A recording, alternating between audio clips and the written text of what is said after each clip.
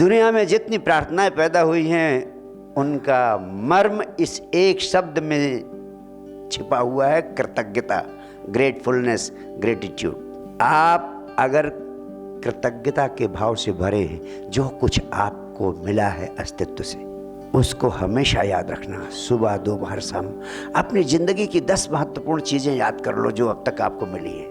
10 most beautiful things of your life अब तक जो मिले हैं उनको याद कर लो।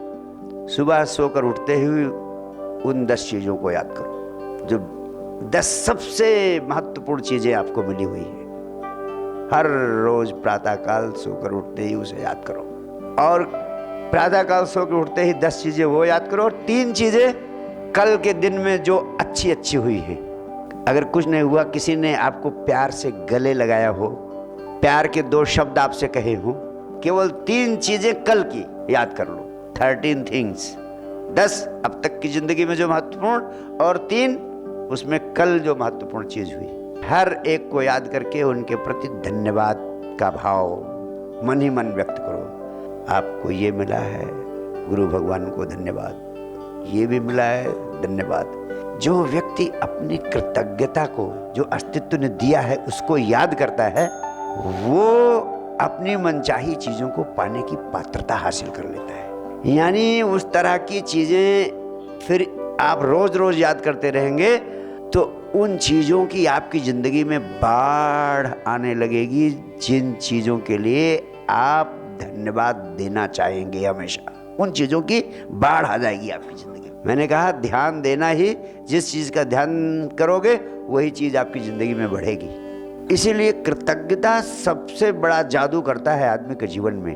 अगर आप अधिक धन प्राप्त करना चाहते हैं तो कृतज्ञता से बड़ा और कोई दूसरा जादू नहीं है। अधिक से अधिक धन संपदा प्राप्त करने के विज्ञान पर जितना कुछ आज तक लिखा गया है, उसमें 90% भूमिका कृतज्ञता के भाव से भरे होने की है। आप अधिक धन प्राप्त करना चाहते हैं तो जितना धन आपके पास है उसकी कभी शिकायत मत करो।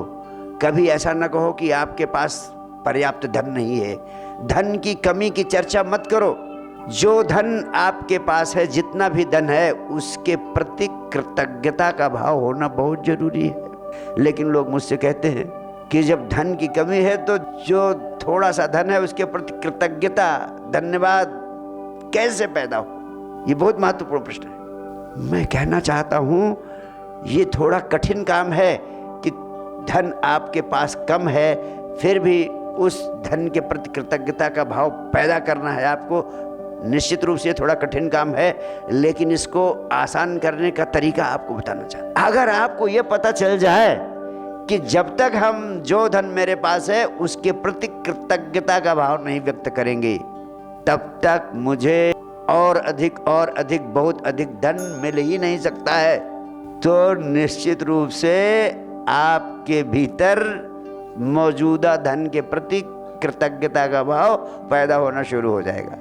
और मैं आपसे कहना चाहता हूं, जो धन आपके पास है, अगर आप कहते हैं कि मेरे पास धन की कमी है, पर्याप्त धन नहीं है, तो उस धन के प्रति कृतज्ञ होना है, अनग्रेटफुल होना है जो आपके पास उपलब्ध है। और दूसरी बात मैं कहना चाहता हूं कि अगर आप अपने पास उपलब्ध मौजूदा धन के प्रति कृतज्ञ नहीं होते हैं, उसके लिए सद्गुरु को, परमात्मा को, अस्तित्व को धन्यवाद नहीं देते हैं जो धन आपको मिल रहा है, और उसकी सराहना नहीं करते हैं, तो और अधिक बहुत अधिक धन मिलना आपके लिए असंभव है। दुनिया की कोई ताकत दे नहीं सकती है तुम्हें। इसलिए जो मौजूदा धन है उसके प्रति कृतज्ञता व्यक्त करो। कैसे व्यक्त कर सकते हो? आप उन चीजों की याद करो जो उस धन से आपको मिल रही है। अगर धन भी नहीं होता तो आप वो चीजें नहीं मिलती। आपके पास जितना धन है, उस धन की बदौलत आप अपने गुरु के कार्यक्रम में यहाँ पहुँच पाए हैं। इसलिए उस धन को बहुत बहुत धन्यवाद, बहुत बहुत धन्यवाद, बहुत बहुत धन्यवाद, ये भाव रखो। उसी धन से तो आपका पूरा जीवन चल रहा है।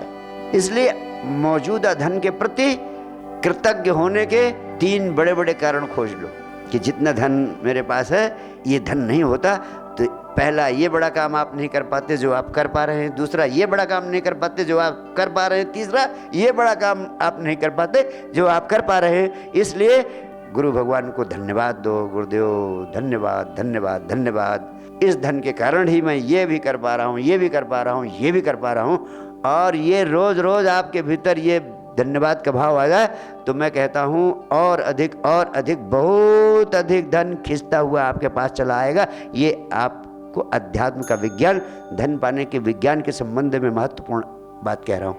अगर आप जिस नौकरी में हैं वो उस नौकरी में बहुत सारी कठिनाइयां हैं और आप उससे बेटर जॉब पाना चाहते हैं, अच्छी नौकरी प्राप्त करना चाहते हैं जिसमें और अच्छी सुविधाएं हो और अच्छे इनकम हो, तो आपको वर्तमान नौकरी की बुराई कभी नहीं करनी चाहिए।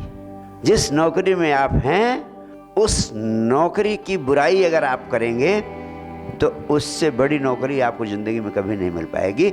आप उस नौकरी की कुछ तो अच्छाइयाँ हैं, उस नौकरी ने आपको जो जो दिया है जिसके कारण आप बड़ी नौकरी के लिए सोच पा रहे हैं। एक समय था जब ये नौकरी भी आपके पास नहीं थी और ये नौकरी मिलते ही क्या खुशी की लहर दौड़ी होगी आपके भीतर। और आज जब ये मिल गई है, जो चीज़ मिल जाती है वो बहुत छोटी हो जाती है, 2 कौड़ी की हो जाती है।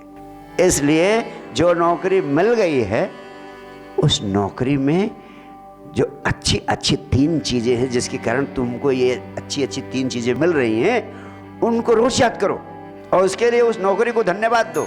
मैं वचन देता हूँ उससे बड़ी नौकरी पाने से दुनिया की कोई ताकत तुम्हें नहीं रोक सकती, रोक ही नहीं सकती है। और मैं आपसे कहना चाहता हूँ, आप जिस काम को कर रहे हैं उस काम के प्रति आपके प्राणों में उत्साह रहना चाहिए, रोमांचित होना चाहिए, तब उस रोजगार में तरक्की होती है। जो आपके ग्राहक हैं उनके प्रति धन्यवाद का भाव होना चाहिए, जो आपका कारोबार है उस कारोबार के प्रति धन्यवाद का भाव होना चाहिए, कर्मचारियों के प्रति धन्यवाद का भाव होना चाहिए। साइंस डिवाइन चैनल को सब्सक्राइब करना ना भूलें। साक्षी श्री का कंटेंट आप तक पहुंचता रहेगा। अगर आपको वीडियो पसंद आ रही है तो लाइक और शेयर करना बिल्कुल भी ना भूलें।